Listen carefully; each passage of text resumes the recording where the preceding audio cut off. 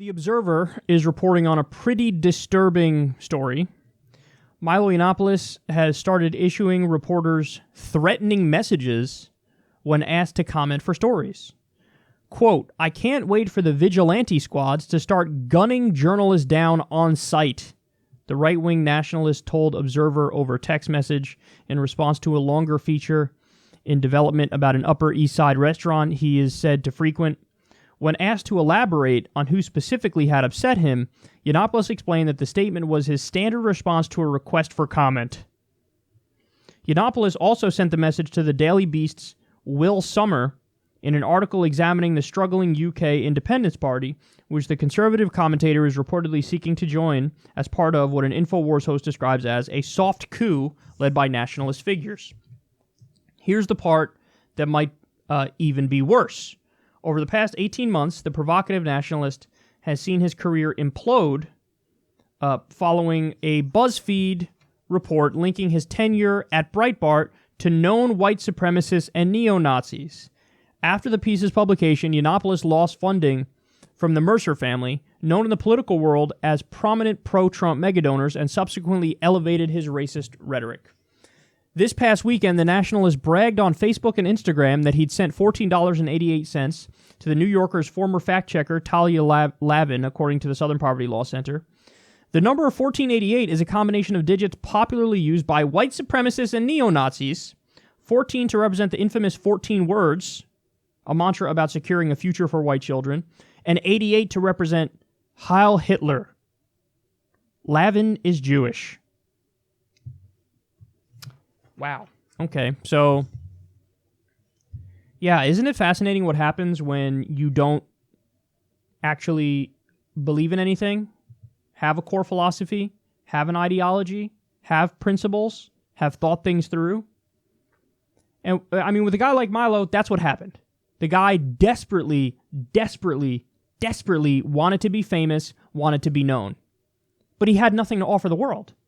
And when you have nothing to offer the world, but you want to be famous and you want to be known, what do? Well, it just turned out he stumbled across the political path to fame. Now, I remember there was a time when Milo Yiannopoulos wrote an article about how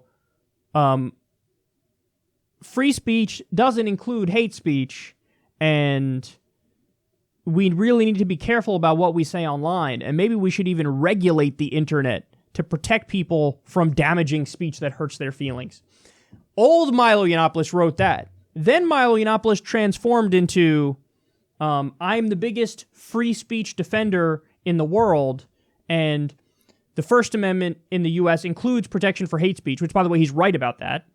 But I will defend free speech no matter what, and obviously his defense of free speech goes as far as to end up, in his case, doing apologetics for, white supremacists. But then, so he went from regulate speech and hate speech isn't free speech to I'm the free speech guy, all I care about is free speech. And then now he's gone all the way to I can't wait for vigilante squads to start gunning journalists down on sight. Now, apart from, advocating murder in that instance, that also is 100% against the First Amendment. Freedom of speech, freedom of religion, freedom of the press. So he went from being anti-First Amendment from a left-wing position, far-left, authoritarian left position, to defending the First Amendment from a right-wing kind of position, to now being so extremely far-right, he's back to hating free speech and free press, and he's advocating murdering journalists. Even if he's just trolling, that's what you're advocating for. Whether or not you want to acknowledge that, I don't give a shit. That's what you're acknowledging.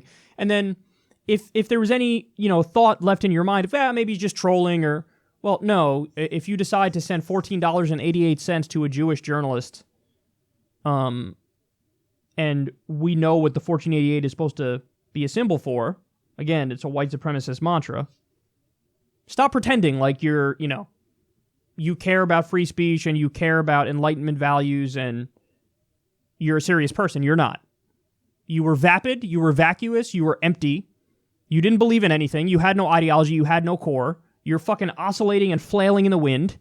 And then you just ended up landing on different ideologies all throughout your career and now you're washed up and useless. And so you're latching on to all that's left, which is basically neo-Nazis and white supremacists and joining that crowd. But he's gay! So obviously he can't have sympathies towards that direction. Sure you can. Absolutely. Jesse Lee Peterson is black, and he's not too fond of black people. Happens sometimes. So it doesn't matter that he's gay. Doesn't mean anything. Doesn't mean that he doesn't have white supremacist sympathies. Of course he does.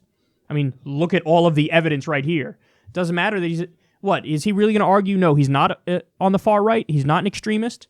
When you're texting journalists about how you would look forward to them being gunned down on the street. Free speech, unless it's a journalist who I don't like saying things that I disagree with slightly, then it's cool if they get murdered in the street. Milo, you're a joke. You never were a serious person, and now it's beyond clear to anybody who's paying attention and is being remotely honest about the situation.